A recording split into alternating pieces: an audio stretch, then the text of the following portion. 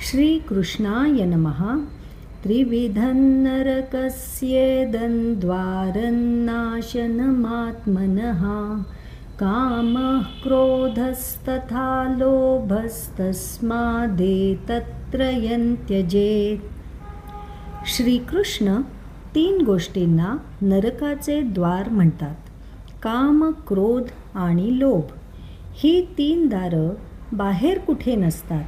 ती आपल्याच मनात उघडतात आणि मनात उघडलं की माणूस स्वतःचा नाश करायला लागतो. पहिलं दार काम. येथे काम म्हणजे इच्छा. साधी इच्छा नाही, अनियंत्रित, असीम, आपल्याला अस्थिर करणारी, इतरांवर अवलंबून ठेवणारी इच्छा. हे हवं, ते हवं, ते मिळालं तर आनंद, न मिळालं तर दुःख.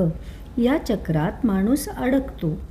इच्छा पूर्ण झाली तर आणखी इच्छा जन्मते, न पूर्ण झाली तर असंतोष जन्मतो. म्हणून कृष्ण याला नरकाचं पहिलं दार म्हणतात, कारण ती माणसाला वर्तमानातून ओढून अस्थिरतेत टाकते. दुसरं दार आहे क्रोध. क्रोधामध्ये माणूस स्वतःला विसरतो, निर्णय चुकतात, संभाषण खडूस होतं, संबंध तुटतात, विचार अंध होतात. क्रोध म्हणजे आग. आगीला इंधन दिलं की वाढते, दुर्लक्ष केलं की शांत होते.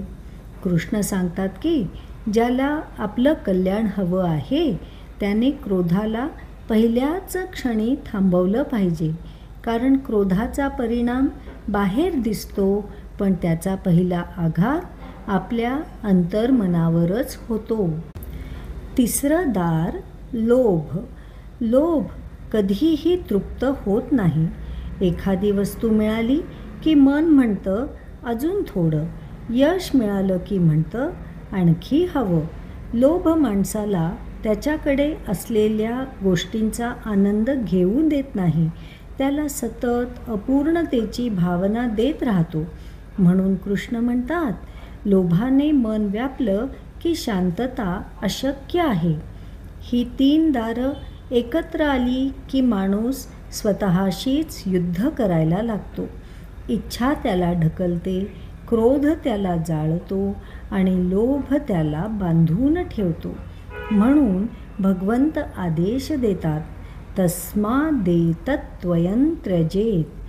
म्हणजे अर्जुना, या 3घांना सोडून दे, वेळ वाया घालवू नको. माणूस या 3घांमध्ये अडकला की परमपद, शांती, ज्ञान काहीच मिळू शकत नाही. या श्लोकाचा अधोरेखित संदेश असा आहे की नरक आपल्याला मृत्यूनंतर मिळत नाही. नरक म्हणजे मानसिक अस्थिरता, भीती, राग, असहाय्यता, जी आपण इथेच अनुभवतो. आणि स्वर्गही इथेच मिळतो, जेव्हा मन शुद्ध, शांत, संतुलित असतं. श्रीकृष्ण म्हणतात, मनावर विजय मिळविला की जीवनावर विजय मिळतो. मनावर पराभव स्वीकारला की नरक आपोआप सुरू होतो. कामाचा त्याग म्हणजे विवेक, क्रोधाचा त्याग म्हणजे संयम, लोभाचा त्याग म्हणजे समाधान आणि या 3हीचा त्याग म्हणजे दैवी जीवनाची सुरुवात. श्रीकृष्ण शरणं मम.